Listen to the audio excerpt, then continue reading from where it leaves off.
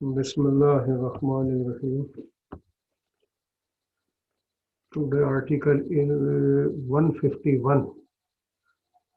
Article 151 says the credit of a witness may be impeached in the following ways: by the adverse party, or with the consent of the court, or by the party who calls him. Impeachment क्या है?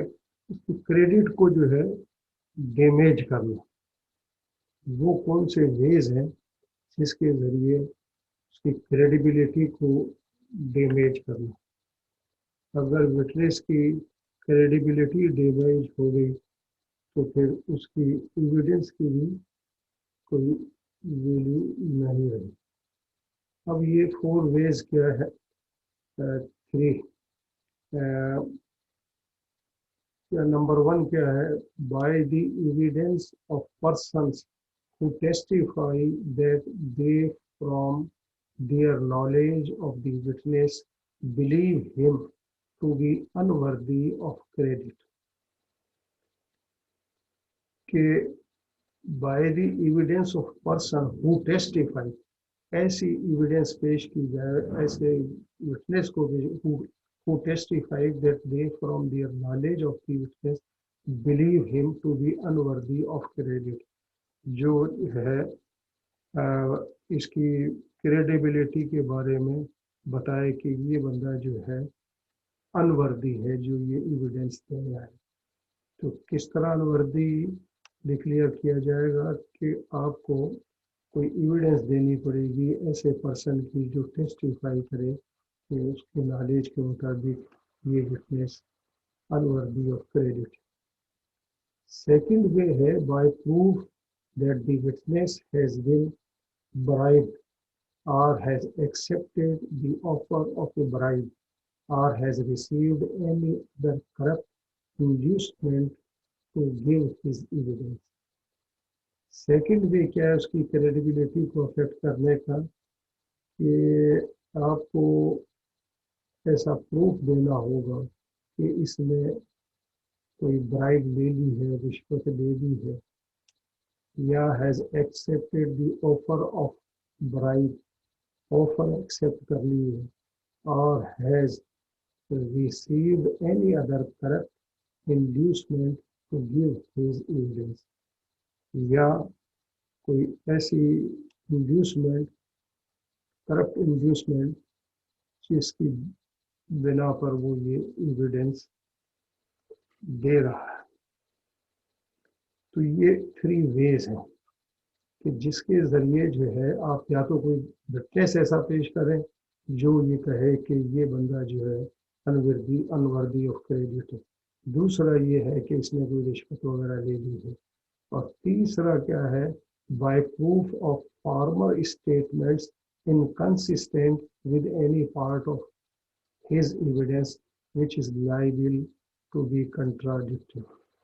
कोई ऐसा proof कि इसने earlier कोई statement जो दिया है उससे ये चीज़, ये एविडेंस जो है, any part of his evidence which is liable to be contradict, तो ये कंट्राडिक्ट करती है कि पहले इन्होंने ये कहा और आज ये कहे। तो ये 3 वेज हो गए उसको डैमेज करने। अब एक्सप्लेनेशन में क्या लिखा है? A witness declaring another witness to be unworthy of credit may not, upon his examination in chief, give reasons for his belief.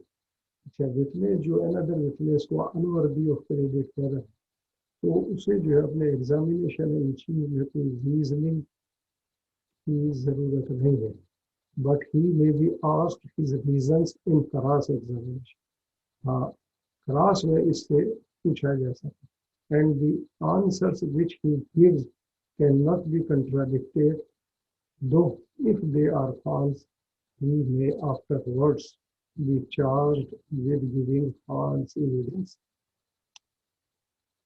अब क्या है कि अगर वो गलत बयानी कर रहा है, झूठ बोल रहा है, तो क्या if they are false he may afterwards be charged with giving false evidence. afterwards जो है later on जो है for giving false evidence में charge किया जा सकता है। अब जो illustrations दी हैं A sues B for the price of goods sold and delivered to B. C says that A delivered the goods to B. Evidence is offered to show that on a previous occasion he said that he had not delivered the goods to B. The evidence is admissible. अब ये जो है क्या ए ने जो है जो goods sale की थी तो यानी A sues B for the price of goods sold and delivered to B. C says that A delivered the goods to B. So evidence is offered to show that on a previous occasion he said that he had not delivered the goods to. क्या evidence पेश की गई? Evidence is offered to show that on a previous occasion. Past में उसने क्या कहा था? He said that he had not delivered the goods to B.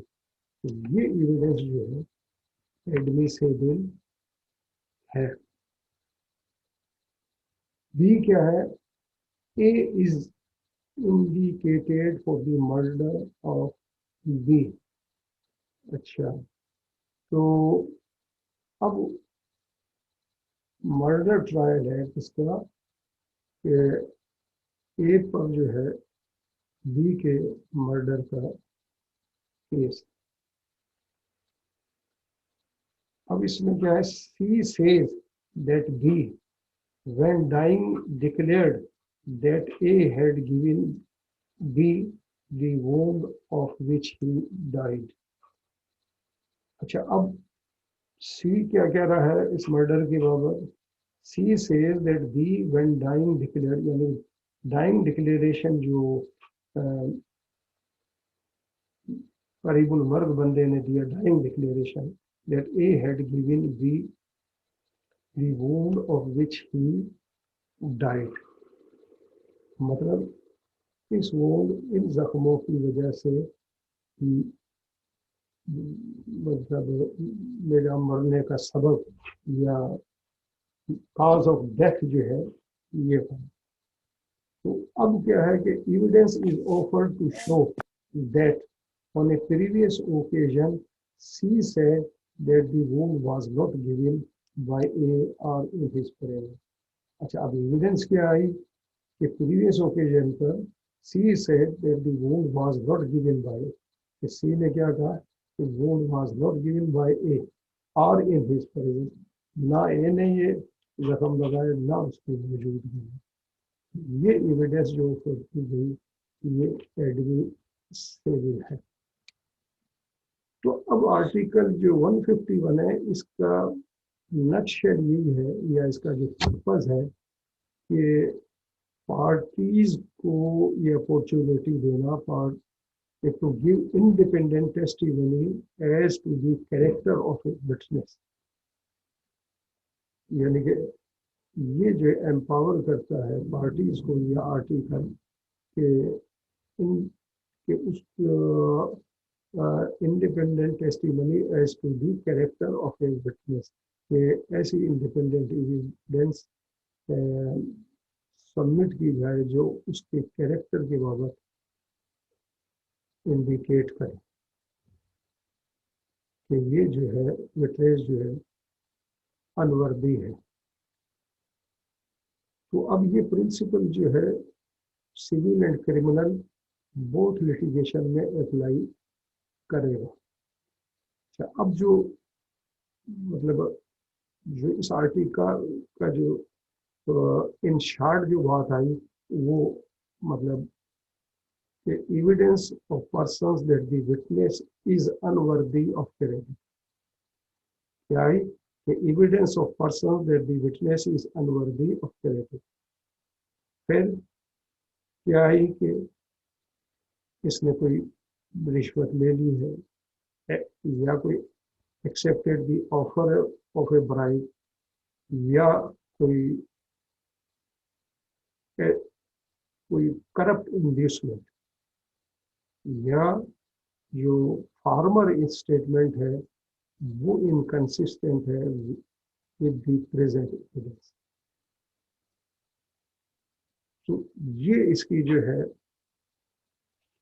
Requirement है इस आर्टिकल की, ये तीनों चारों जो ऊपर बयान हुई। अच्छा, ये प्रिंसिपल जो है होस्टाइल विटनेस में भी एग्जामिन होगा, और hostile witness could be cross-examined with regard to contents of his statement recorded under Section 164 CRPC, and such statement could be used to impeach his character by party producing him, as held by Supreme Court, Pakistan Criminal Law Journal 1988, page 1523।